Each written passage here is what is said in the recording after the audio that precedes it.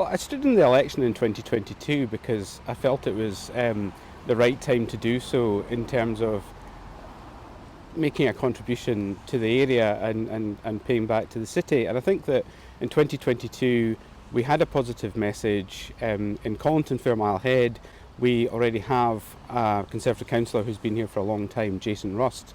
And what I find is that on the going around the doorsteps, there's a strong recognition for that, and there's a feeling that if we have more Conservative councillors representing not just this area but the whole city in the council, then we can have more of an impact. I mean, the issues this time around are very similar to 2022. When we go around the doorsteps and we speak to people, roads and pavements come up all the time. And that's just something that, is just almost a constant when we speak to people. Do people recognise that there has actually been more money spent on roads and pavements? Yeah, I mean, one of the changes from 2022 is that there has been some, money spent, and people are able to see the difference it makes. So I think they want to see more of it, if that makes sense. I think there is a recognition that the council priorities have changed, and part of that is because of there has been a change in administration, and I think a greater voice for the Conservatives, but people want to see more of that. How can there be a greater voice for the Conservatives when you have fewer councillors this time round? It's the way politics works. I mean, it's all about influencing, and it's all about what goes on at the city chambers. And Edinburgh has got a reasonably unique situation in that we've got a minority, administration, but it relies on the support of other parties. So the other parties have a voice, and they're able to, put forward their priorities. What's your own background, and what would you bring to the city chambers?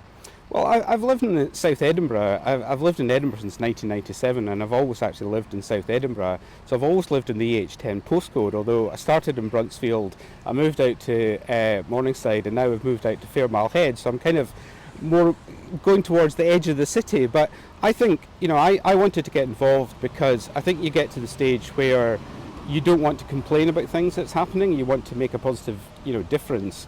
And I can see how the council has certain priorities. I don't think the priorities necessarily reflect the people of this area adequately, so I'd like to see more of that.